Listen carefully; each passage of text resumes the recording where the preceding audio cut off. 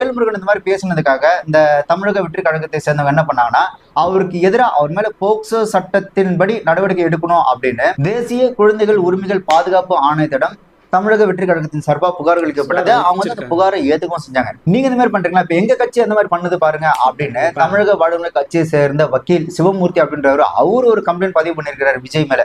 அவர் என்ன சொல்லியிருந்தாரு அப்படின்னா, நடிகர் ஜோசப் விஜய் கடந்த 2024ஆம் ஆண்டு ஜூன் 28ஆம் தேதி திருவான்மியூரில் நடந்த பள்ளி பொதுத் தேர்வு முடிவில் அதிக மதிப்பெண் பெற்ற மாணவிகளுக்கு பாராட்டு தெரிவிக்கும் வகையில் மாணவிகளை அழைத்து அவர்களை அணைப்பதும் அனுமதியின்றி தொடுவதும் மற்றும் முறைகேடாக நடந்தது போன்ற தகாத செயல்களில் ஈடுபட்டுள்ளார்.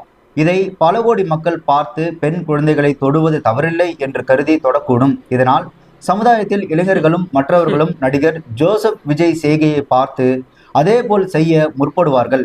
அதனால் சமுதாயத்தில் மிகப்பெரிய தாக்கம் மற்றும் கலாச்சார சீர்கேடு ஏற்படுவது மட்டும் இல்லாமல் சமுதாயத்தில் தவறான முன் உதாரணமாக அமைந்துவிடும். மேலும் இது போன்ற சம்பவங்கள் தொடர்ந்து நடந்தது என்றால் பெண் குழந்தைகளுக்கு பாதுகாப்பு என்பது மிகப்பெரிய கேள்விக்குறியாகிவிடும். ஆதலால் இது போன்ற சம்பவங்களை உடனடியாக தடுத்து நிறுத்தும் வகையில் நடிகர் ஜோசப் விஜய் மீது விசாரணை செய்து சட்ட ரீதியான நடவடிக்கை எடுக்க பரிந்துரை செய்ய வேண்டி தமிழக வாழ்வுரிமை கட்சியின் சார்பாக பணியுடன் கேட்டுக்கொள்கிறேன். ஒரு கட்சியில அரசியல் லாபத்துக்காக ஒருத்தர் இனப்பிரிவா இருக்கலாம், ஆனா ஒட்டுமொத்த கட்சியுமே இனப்பிரிவா இருக்கிறது அப்படின்றது எனக்கு தெரிஞ்சு இந்த கட்சியா தான் இருக்கும்.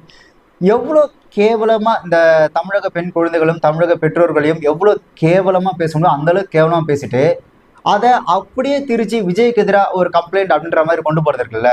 ஆனா இவங்கள மாதிரி ஒரு கேடுகட்ட டுபாகோ ஒரு கட்சியை நான் இப்பதான் ஃபர்ஸ்ட் டைம் பாக்குறேன். ஆக்சுவலா தமிழக வெற்றி கழகத்தையும் விஜய் அவர்களும் எதிர்க்கணும் அப்படின்னா அவங்கள கலாய்க்கிறதுக்கு எதிர்க்கிறதுக்கு எவ்வளவு விஷயம் இருக்கு. இன்னுமே அந்த கட்சியில பாத்தீங்கன்னா அரசியல் அறிவு சமுதாய புரிதல் இல்லாத அறகுற வேட்பாடு தற்கொலைகள் இன்னமும் இருக்கதான் செய்யறாங்க. அந்த கட்சியில முக்கிய பொறுப்புல இருக்க பல பேருக்குமே இன்னுமே அந்த அரசியல் புரிதல் அப்படின்றது இல்லாம தான் இருக்கு.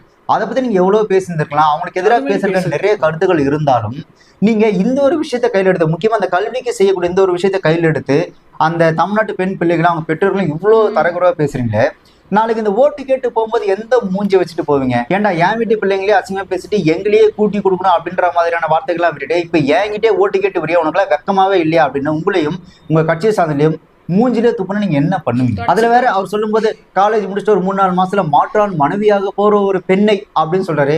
ஏன் காலேஜ் முடிச்சுட்டு அடுத்து பொண்டாட்டியா தான் போடுமா? ஒரு டாக்டரோ வக்கீலோ சயின்டிஸ்டோ இல்ல ஒரு கலெக்டரோ அந்த மாதிரிலாம் ஆகவே கூடாதா? என்ன எப்படி இருக்கு பாருங்க, காலேஜ் முடிச்சு 3 மாசத்துல கல்யாணம் ஆகி போயிடுவாங்க.